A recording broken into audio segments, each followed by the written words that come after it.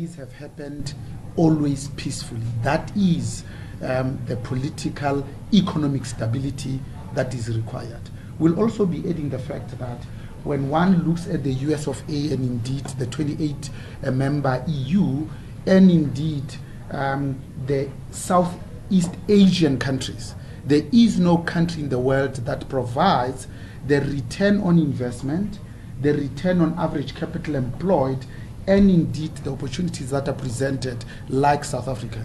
Remember, during the contagion effect and indeed 2008 global recession, South Africa only contracted in 2009 by 0.9. 2010 we spent 77 billion to bring ourselves out of recession.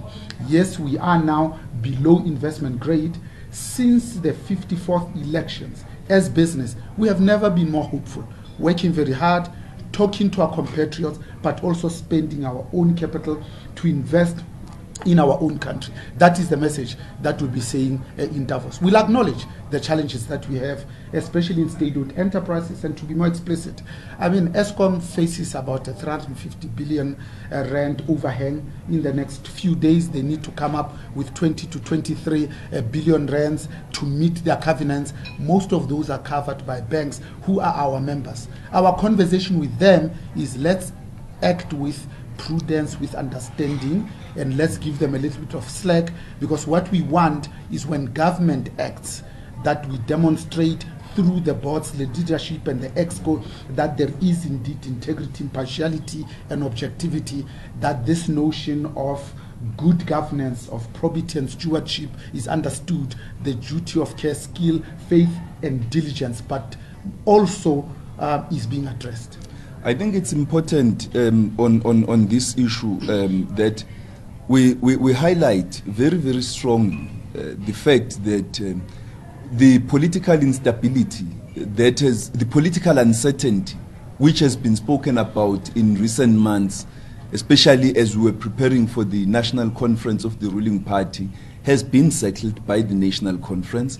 We now have a leadership. In actual fact, the conference took place. There is a leadership. That leadership is committed to unity, to national renewal, to addressing jobs as the utmost priority for the country, and ensuring that the economy grows on a faster, more inclusive and bigger basis. And that leadership, as the Deputy President was highlighting earlier today, is committed to resolving the policy uncertainties. So the political uncertainty has been resolved. And then the next stage is to deal with the policy uncertainties so that we can be able to move forward. Because the slow growth in our economy is affected in large measure, not by external concerns, but by concerns regarding domestic factors.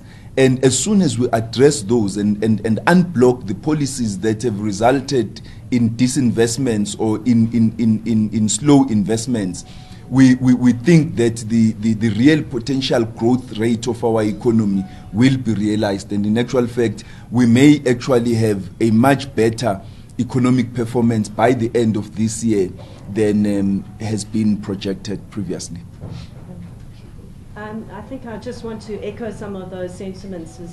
Is that during the course of last year, is that the political uncertainty certainly was influencing the policy environment. We were experiencing that at a number of levels on very, very key policy issues, is that there was a vacillation between different positions and clearly no direction in place. We do think now that there's greater certainty, that we're getting messages of unified positions and coherent approaches, that is going to make a significant difference to the investment climate. I think if one just looks at some of the issues that we've been challenged with, the integrated energy plan, integrated resource plan, our whole energy framework going forward has not been settled. And in fact, last year it was bouncing back and forward. We now have the opportunity to move that forward in a coherent direction.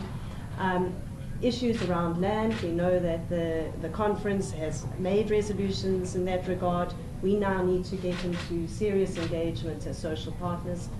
And we know that there have been sectors that have been disabled by policy uncertainty, the mining sector, for instance. So we are seeing that now with the new leadership in place, is that there is an opportunity for us to reconstitute, to go back to NEDLAC on many of these issues, and to do the work that we have started in that regard, and to really create an environment in which businesses feel safe to invest, and to unlock the potential of the country. Okay, I have to close. Minister has to run, so we'll just take 2 questions and then we have to close. We'll take one there. It's Sago from Business Report. Just a quick one. Representatives of Labour going to join in, and if so, why are they not here? Thank you, and then we'll take another one. And just 2 hands. Let me take a new hand. I'm sorry, I'll give you another. Go ahead. Milani Krunabel from Print 24. I just want to ask Minister, on Tuesday you said that you were meeting lenders in the afternoon.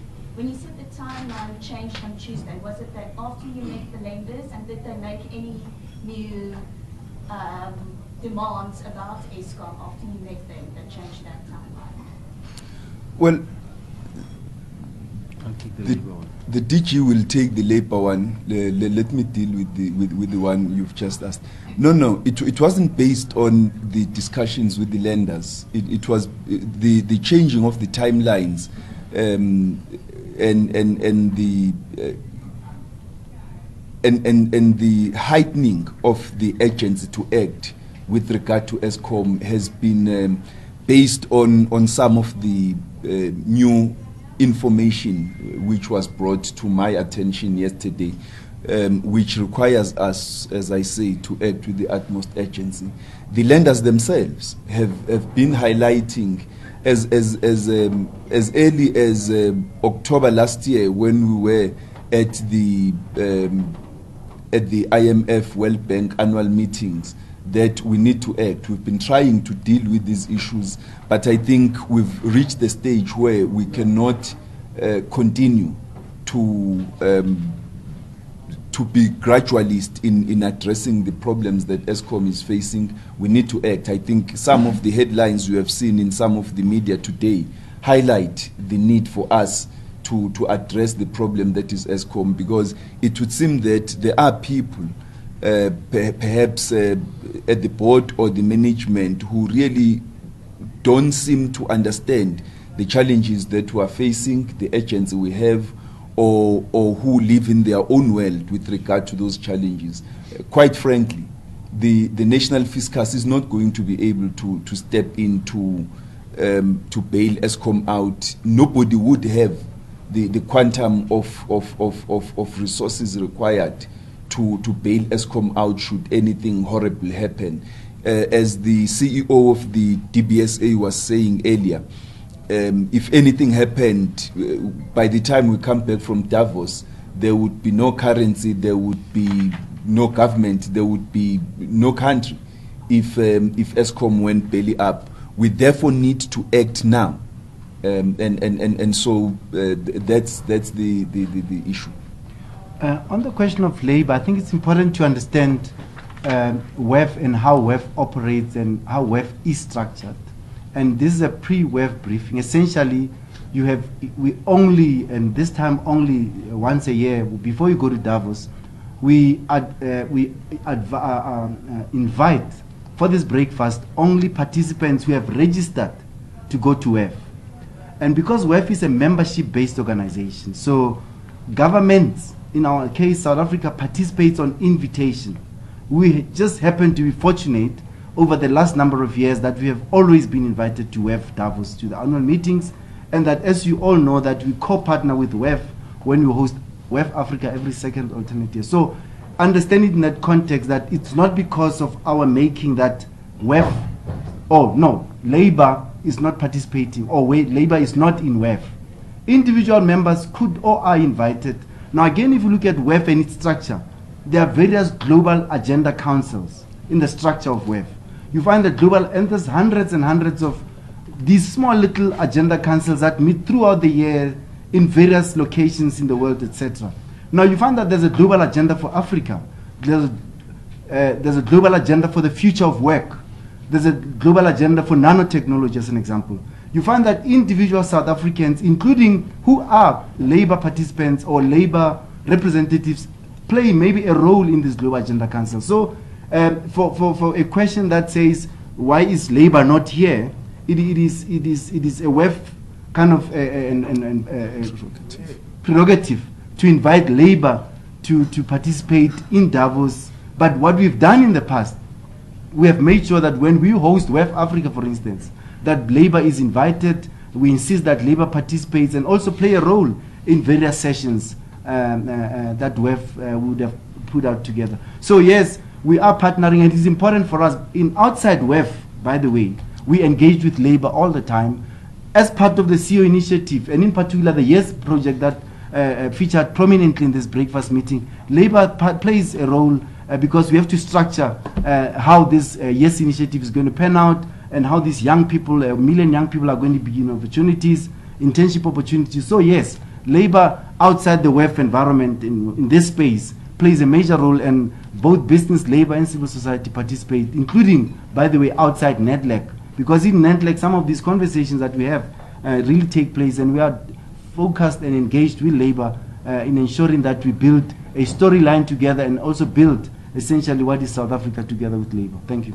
Thank you, DG. Thank you to our panel, and thank you to members of the media, ministers. Let's all and try asking one